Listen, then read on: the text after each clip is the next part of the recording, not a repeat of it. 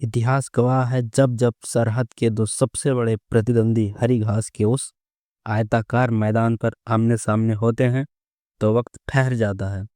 15 फरवरी की शाम कोलंबो की हवाओं में नमी थी, लेकिन भारतीय खिलाड़ियों के इरादों में तपिश। टॉस की बाजी पाकिस्तान के हाथ लगी, पर मुकद्दर भारत का इंतजार कर रहा था। और यहीं से शुरू होता है अध्याय 1, ईशान किशन का प्रचंड प्रहार। जैसे किसी महाकाव्य का नायक अपनी तलवार से शत्रु की सेना को छिन्न कर देता है, वैसे ही ईशान किशन ने कोलंबो की पिच पर प्रहार किया। उनकी 40 गेंदों में 77 रनों की वह पारी महज बल्लेबाजी नहीं, बल्कि एक हुंकार थी।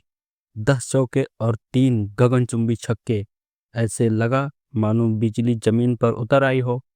जब पाकिस्तानी गेंदबाज संभलते, ईशान ने भारत की विजय की नींव रख दी थी। और अब होता है अध्याय 2 शुरू, मध्यक्रम की संयमित साधना। क्रिकेट की इस किताब का दूसरा अध्याय संयम का था। सूर्य कुमार यादव ने अपनी 32 रनों की पारी से यह सिद्ध किया कि तूफान के बीच शांत कैसे रहा जाता है।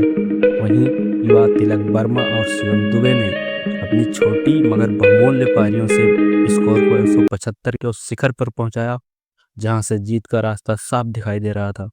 अध्याय 3, बुमराह और पांड्या की अग्नि परीक्षा। जब लक्ष्य का पीछा करने की बारी आई तो पाकिस्तान की उम्मीदों को जसप्रीत बुमराह की आग उगलती गेंदों ने झुलसा दिया। हार्दिक पांड्या की गेंदबाजी में वो धार थी जो किसी योद्धा के अचूक निशाने से जैसी होती है। मात्र 13 रन पर पाकिस्तान के 3 योद्धा धराशायी हो चुके थे। हार उनके माथे पर उसी वक्त लिख दी गई थी। और यहीं से शुरू होता है अध्याय 4। मैच के अंतिम पहर में अक्षर पटेल और वरुण ने अपनी उंगलियों के जादू से ऐसा चक्रव्यूह रचा कि पाकिस्तानी बल्लेबाज उसमें उलझ कर रह गए। कुलदीप यादव की स्पिन ने रही सही कसर पूरी कर दी।